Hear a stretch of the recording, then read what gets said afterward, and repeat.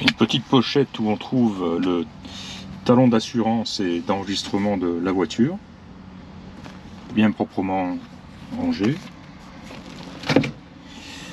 Un petit chiffon soigneusement plié. Une brochure de 1956 dans laquelle on trouve toutes les configurations possibles de la Bel Air. 4 portes, 2 portes, 6 cylindres, cabriolet, etc. Une espèce de poster que je ne voudrais surtout pas abîmer, mais voilà, que j'ai trouvé aussi dans la boîte à gants de la voiture.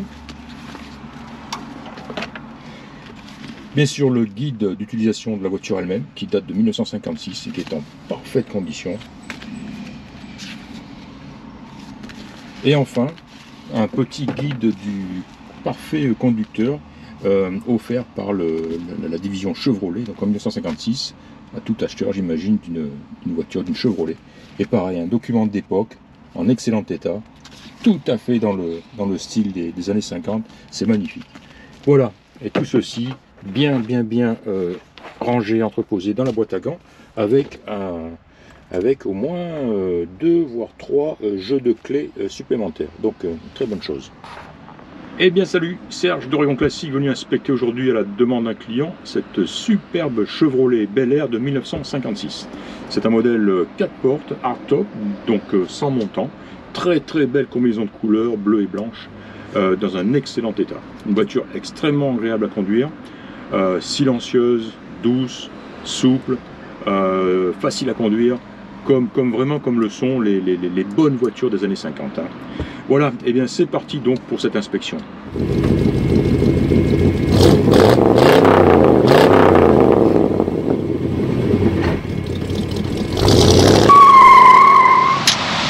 Bon, et bien voilà, inspection terminée. Cette voiture est vraiment exceptionnelle. Je me suis régalé, j'ai pris entre 150 et 200 photos, je n'arrêtais pas, elle est extrêmement photogénique. C'est une sacrée voiture.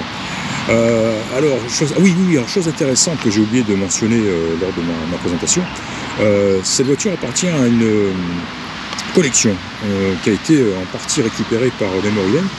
Et j'ai présenté plusieurs modèles de cette collection récemment sur Facebook. Il y avait 2 Impala, une 59, une 60, une cabriolet, un coupé. Il y avait aussi une Bel Air, aussi 2 portes cabriolet. Il y avait, je sais plus trop quoi encore, vraiment des voitures vraiment exceptionnelles. Et donc je voulais mettre le point là-dessus, c'est que cette voiture provient d'une collection de voitures exceptionnelles. C'est pas le gars qui a ajouté cette voiture à sa collection l'a ajouté pour de très bonnes raisons. C'est parce qu'elle était justement dans un état, dans un très bon état. J'ai trouvé dans le coffre aussi des documents intéressants, un petit dossier, dont une appraiser, on appelle ça ici, hein, c'est-à-dire une estimation, hein, une cote. Donc elle a été expertisée en 2008 et elle a été expertisée à $30 000 en 2008, hein, ce qui représente quand même une somme. Et chose que j'ai relevée là-dessus et qui m'a un petit peu qui m'a étonné, c'est que le gars qui a effectué l'expert dit donc sur cette expertise que la voiture n'a jamais subi de restauration. Et donc c'était donc en 2008. Il y a des photos qui sont des belles photos couleurs jointes au dossier où on voit la voiture exactement dans cet état, dans cette condition. Et je ne vois pas comment cette voiture dans l'état où elle est, n'a pas pu être restaurée à un moment ou à un autre. Bon, bien j'interviens après coup. Je suis en train d'éditer cette vidéo et de toute évidence, ce problème de restauration ou pas m'a perturbé.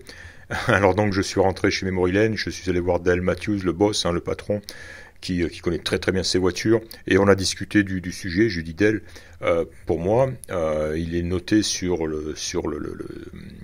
l'explicatif que la voiture n'a pas été restaurée, et pour moi elle l'a été, et Dale m'a soutenu qu'elle ne l'a pas été, et en fin de compte tout porte sur le sens réel du terme restauré.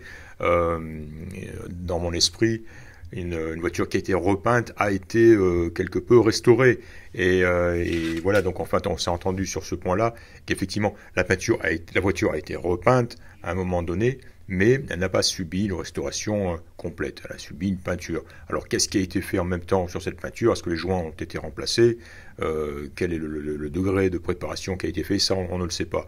Probablement très profond. Je les ai tous pris en photo, où je pense, voilà, c'est ce genre de petits défauts, des tout petits éclats, qui montrent d'ailleurs que c'est une vieille peinture, c'est pas une voiture qui a été restaurée le mois dernier, qui est clinquante, non, une vieille peinture, et très belle.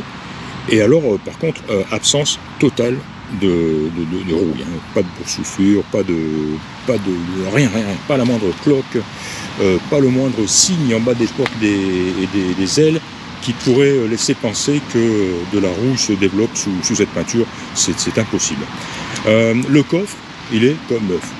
On dirait que le gars a aménagé, on dirait un bureau, on dirait que le gars a aménagé son bureau dans le coffre. Il est nickel. Les parois du coffre, le tapis de coffre, bon, hein, ça c'est pas possible, hein, ça a pas 70 ans, c'est absolument impossible. Le fond de coffre est comme neuf, il est nickel, hein, voilà. Donc elle a été forcément restaurée à un moment ou donné. La question est quand, quoi, on ne sait pas. Donc voilà, dossier sympa avec cette expertise, hein, bien joliment relié avec des photos, avec des informations intéressantes. La roue de secours, alors c'est du pneu à carcasse non radiale, hein, qui ressemble alors là, tout à fait à la roue de secours d'origine. Est-ce qu'elle l'est, est-ce qu'elle ne l'est pas, j'en douterai, hein, le caoutchouc semble quand même encore en bon état.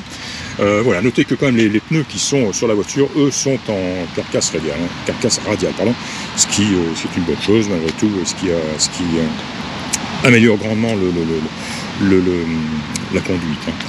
Voilà, les chromes j'en ai parlé, la peinture j'en ai parlé, les glaces j'en ai parlé, sont toutes en très bon état. Notez que toutes les fenêtres montent et descendent, hein. Ça aussi c'est révélateur d'une voiture en très bon état. Tiens, surtout c'est le mécanisme des portes arrière qui est assez particulier vu la taille, la forme de la porte, on va le voir ici, hein. Ça monte d'un côté, ensuite de l'autre, voilà. Et allez hop, et voilà, et ça se met en place impeccable, hein.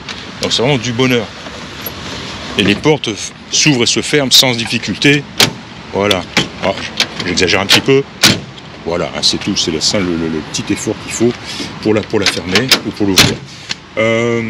Oui, vitre avant, tiens, le petit déflecteur aussi, hein, qui s'ouvre avec la manivelle ici et qui fonctionne impeccable, ça aussi, hein, c'est des petits trucs révélateurs, quoi, hein. Marche pas tout le temps, ça, avec le petit système pour verrouiller, les lèche-vitres, les joints d'étanchéité, tout ça est en très bon état. Voilà, l'intérieur est superbe. Alors deux choses qui ne fonctionnent pas, que j'ai noté, sont la montre et l'autoradio. Dommage, j'ai espéré. L'autoradio, souvent, il se met en marche au bout de quelques minutes, hein, le temps que les lampes chauffent. Ça n'a pas été le cas, hein, donc je n'ai pas eu de son. Et la montre là-bas qui ne fonctionne pas. Sinon, tout le reste fonctionne. Hein. Essuie-glace, klaxon, un joli klaxon typique de ces années.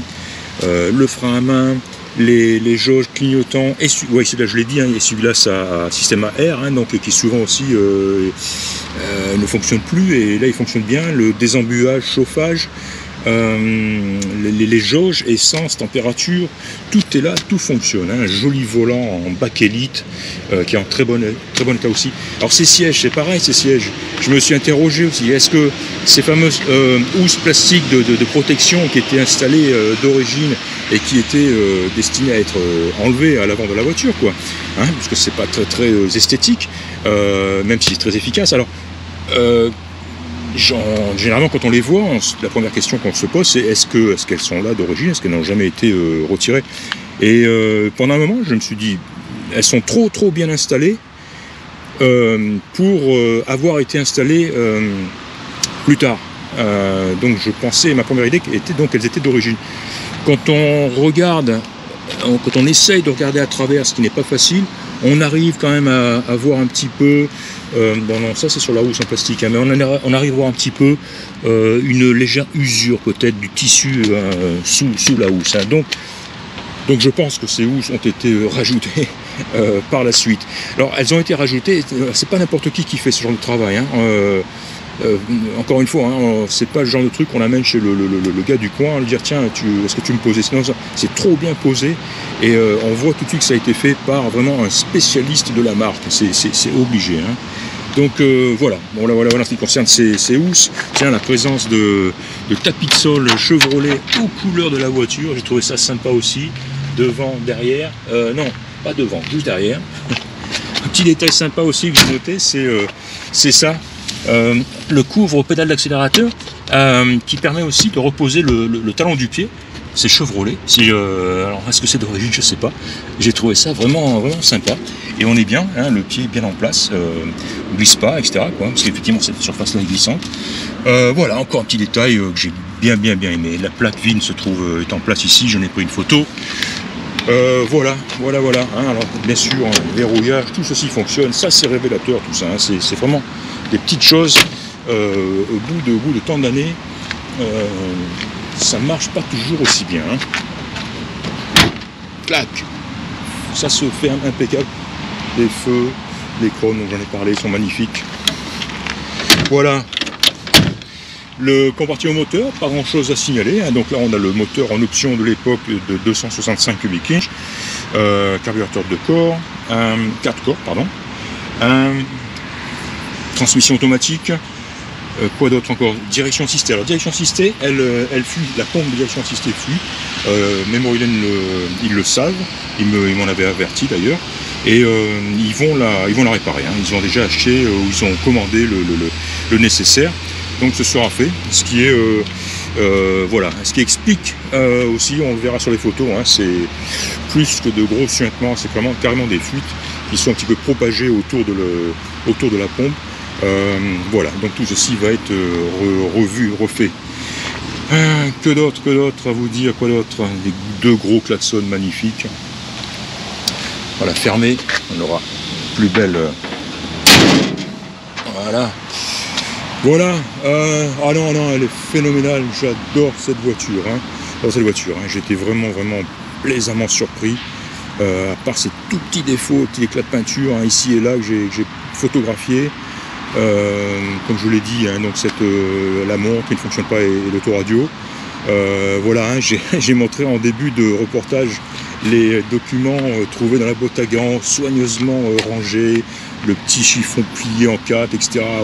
On sent le propriétaire méticuleux, le double des clés identifié, et puis tous ces documents d'origine, hein, c'est vraiment super ça. Voilà. La voilà, cette Bel Air de 1956. Hein, je suis très enthousiaste. C'est sans aucun doute une excellente voiture.